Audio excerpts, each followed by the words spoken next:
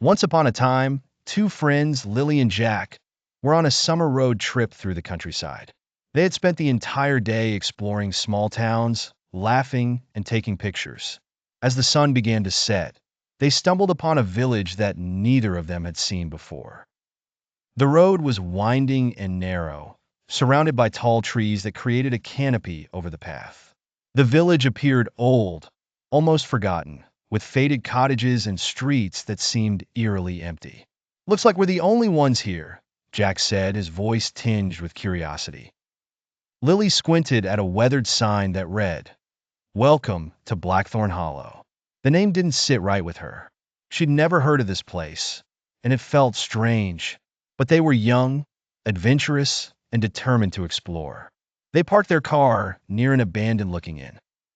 They walked down the cobblestone street. The air grew cold, and the only sound was the crunch of their footsteps.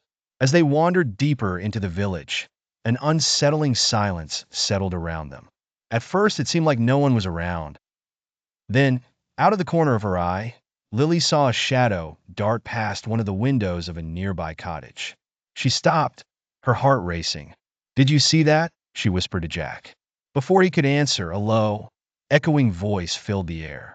"Leave, now, before it's too late." Lily and Jack froze, their breath caught in their throats.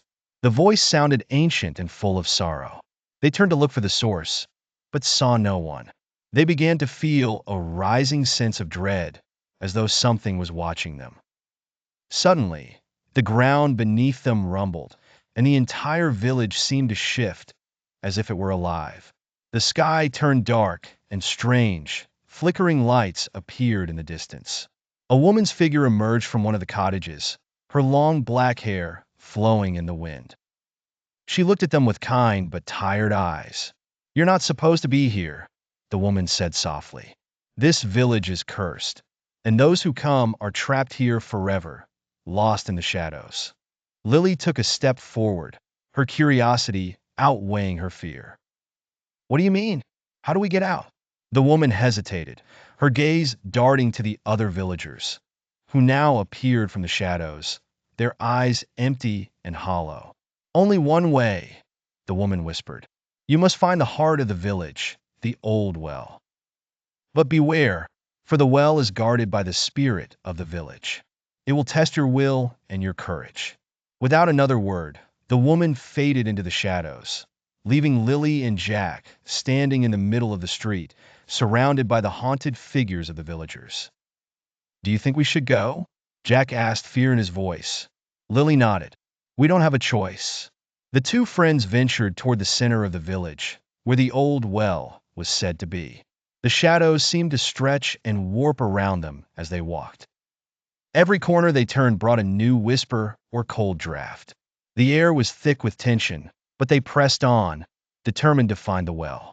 When they finally arrived at the ancient stone well, it was surrounded by tall, twisted trees. A faint glow emanated from the well's depths, casting eerie reflections on the stone. They approached cautiously. As they peered into the well, a deep voice boomed from within. "To leave this place, you must face your greatest fear." Lily's heart pounded as dark shapes began to swirl around them. Shadows twisted and formed into creatures, their eyes glowing red. Jack grabbed Lily's hand tightly. "I'm not afraid," Jack said, though his voice trembled. "We can do this together." The shadows lunged at them, but Lily and Jack stood their ground.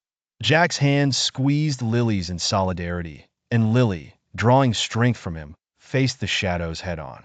"You're not real," Lily shouted. "We're not afraid of you." Suddenly, the shadows froze, then began to dissipate, vanishing into the air like smoke. The well's glow intensified, and the voice spoke again. "You have passed the test." The ground rumbled one last time, and the village began to fade.